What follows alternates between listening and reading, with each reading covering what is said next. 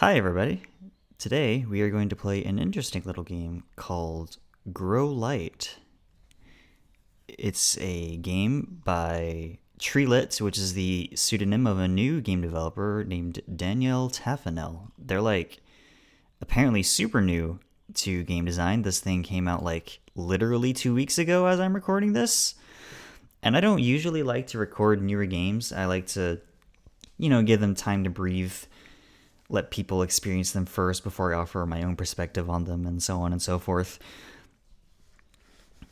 But I don't know, I was so taken by this that I felt the need to record it anyway. So I'm going to follow that impulse and make a video about it. This is sort of a minimalist, walking simulator mood piece sort of deal. You walk around, you look at items in the environment, you read very evocative prose. I really like the writing in this game. I hope I do it justice. Just a quick reading of the content warnings before we get started. This game does have allusions to eugenics, body modification, and body horror. So if you're sensitive to those things, maybe step away for a little while and come back when you're ready.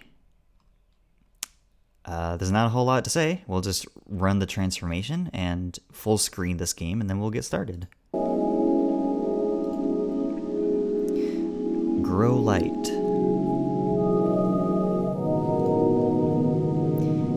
It has been 9 years since you were exiled to the moon. Your experiments to create synthetic sentient plant life earned you the ire of the entire global scientific community. And now you are here, and everything you've worked for has come to fruition. The light green items in the environment are things you can examine and interact with. Personal log entry number 00001. The facility is adequate, and the mining and construction drones will allow me to modestly expand and continue my experiments. They must continue. Personal log entry number 0634. The seeds they send me have been modified outside my specifications. I will have to clone my own stock. They don't care. No one cares. And no one ever will. Not in the way that matters. Alignment conditions, 90%. Bulkheads locked, 7 out of 7.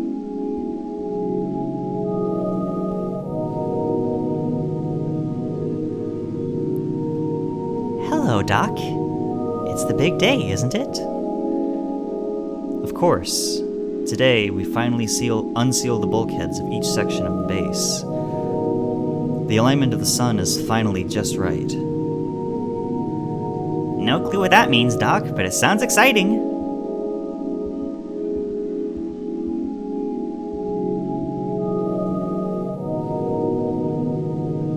Doc, you haven't come to see me in ages.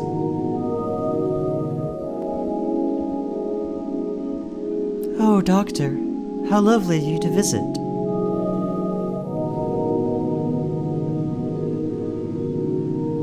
It's always so cold here, Doc. Will it always be so cold?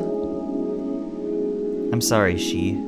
Just wait a little while more. Today is the big day. Whatever you say, Doc, as long as it's less cold and less dark. The automatic kettle assures you with its timing, preparing what you hope is the best cup of tea you'll have in your life. It takes you back to the first day Ichi spoke.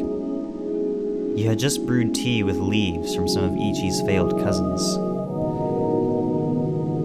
Initially, the noises they made were simply the gentle hiss of oxygen passing through their complex, multi-chambered bodies.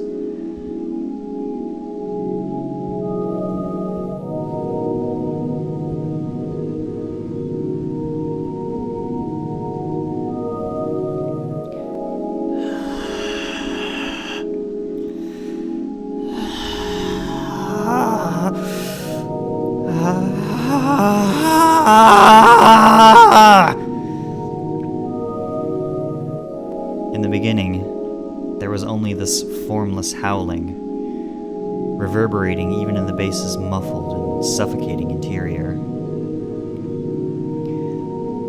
That unearthly noise was what told you your goals were possible, that the silence and isolation of space was impermanent.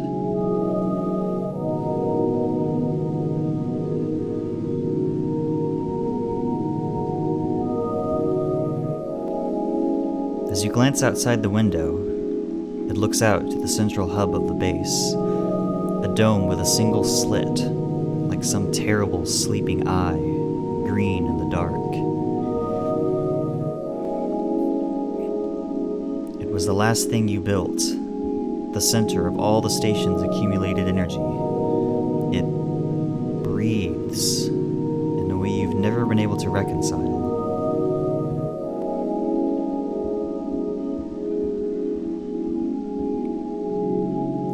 Personal log entry number 1469. San has finally developed speech, like their peers.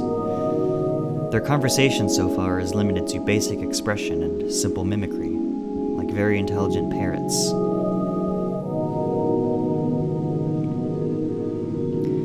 Personal log entry number 1503. The first live tissue graft has been successful. I can hear them much better now, the varied tones of their songs. I foolishly assumed that words were the only things they said. Private log entry number 2034. Tissue adaptation has vastly progressed to outright cell conversion, though it's made me physically weak and fragile. The UV shielding of the compound, the strict energy conservation necessary to power life support. Never enough light, never enough warmth.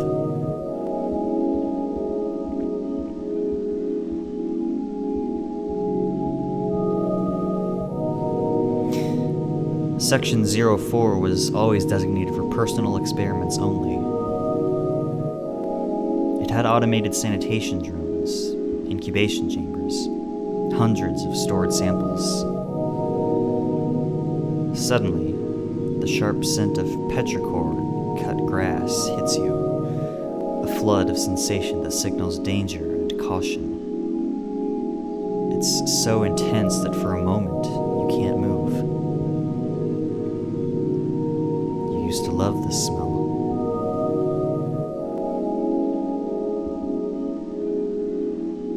Your last night on Earth, it rained, and you thought it was a blessing.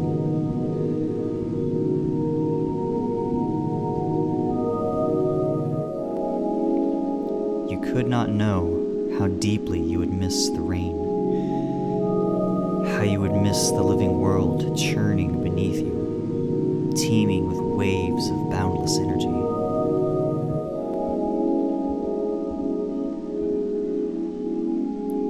Plants biology interested you in ways human beings didn't. You stopped eating animals at first, out of disgust and fear. By the time you were standing trial, you hadn't so much as touched or looked at another human being in years. Your aversion and indifference alienated them to the point that exile seemed like a kind of release.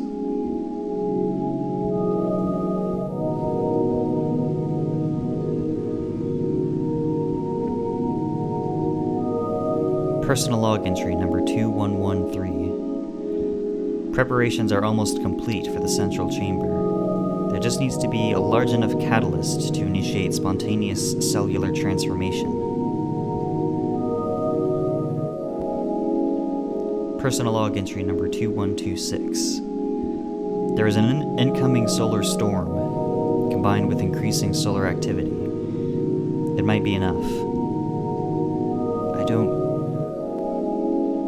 don't know how long I can keep going like this.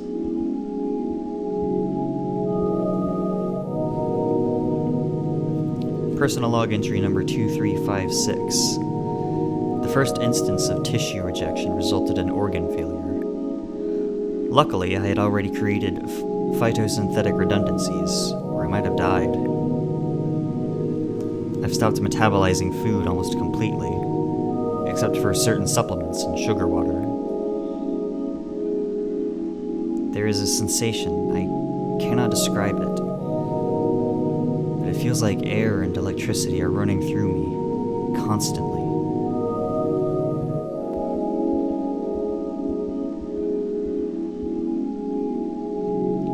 Your least favorite chamber in the compound, the one for failed experiments, all dead ends. The place stinks of heated dust, burnt edges of keratin, rotting plant matter.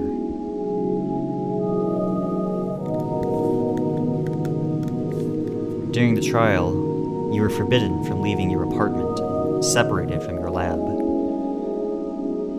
They destroyed all your research materials, including your prototype, the plant that demonstrated pain, fear, and even traumatic memory.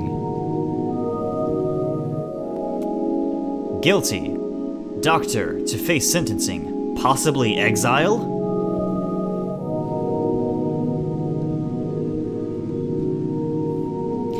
You've checked your backup data dozens of times now, just to reassure yourself that even if you fail here, exile will leave you alive long enough to try again.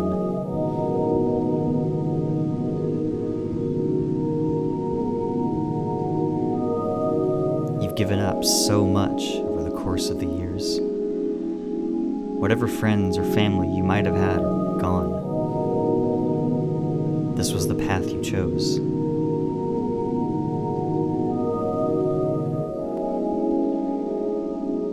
You wanted to create a life that would be a true steward to this beautiful planet. You wanted to let humanity know that if they could hear the world, she would be singing in the woven, life-laden voices only garden planets know. They will doom her, and you will watch from her satellite. Another placid, pockmarked companion, ineffectual to the last.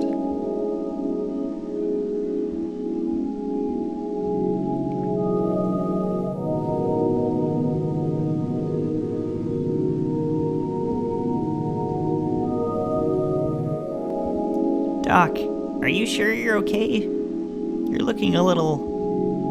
I'm fine. Every day, we wake, are born, live, slumber, and die.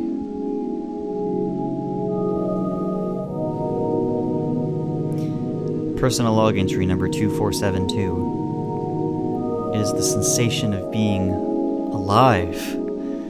The others have assured me that this is how they feel all the time. They asked me why I was crying. I don't remember teaching them what that meant. It feels as if my entire shell is cracking and peeling away. What lies just underneath, I wonder?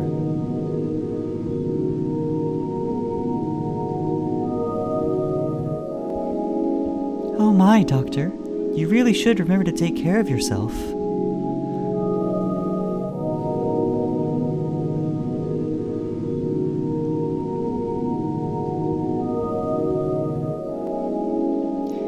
The rest of the bulkheads are automatically unlocked via room scan of verified DNA, but the last chamber requires a keycard you made, just in case.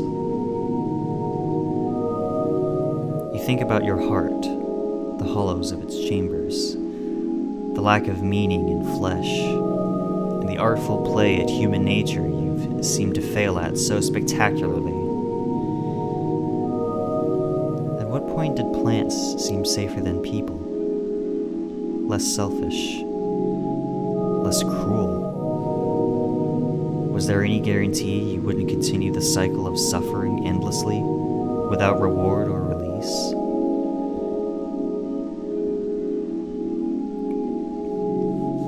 The keycard in your hands, knowing how difficult it was to come this far without quitting or giving up. It is a cold comfort.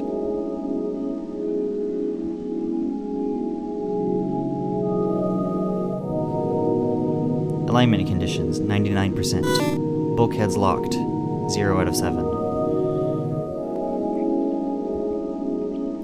Personal log entry number 2499. The cycle of rejection and adaptation has taken its toll. While I breathe more air, perceive more moisture, light, perception beyond sound, my body is failing fast.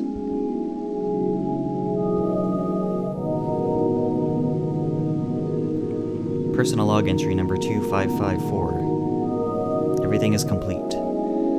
The day is tomorrow. I'm finally ready to end the human in me.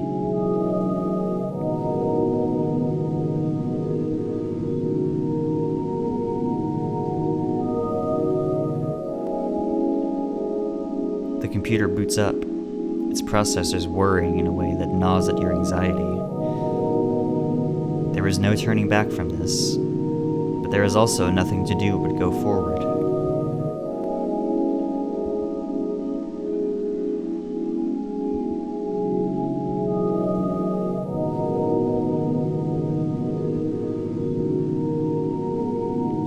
As you step into the final chamber, the sequencer begins to activate, sealing everything inside. You can hear the dome slowly peeling open, like a sticky eyelid coming undone, and beyond it, the incoming heat and light. All your vitals are normal. You no longer have a heart that pumps blood, after all. As the first shafts of light penetrate the chamber, you hear the roar of the machinery come to life. It hurts. It's supposed to hurt. Transformation is painful. Alchemy is the transmutation of trauma. This is what you wanted, to be peeled smooth of all your human coarseness. To be shorn quick and extend limbs and leaves anew. You rest there, in agony, a tickle in your body that might have once been hysterical laughter. There you are. The first Lunarian. Thank you for playing, and thank you for watching.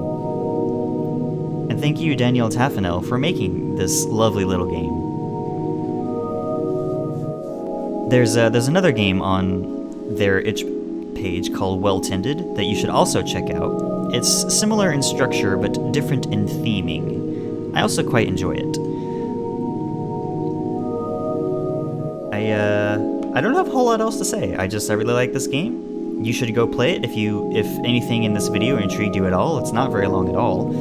It'll take maybe 10 or 15 minutes, and I think it's worth your time. So I'll see y'all for whatever I've got next. Bye for now.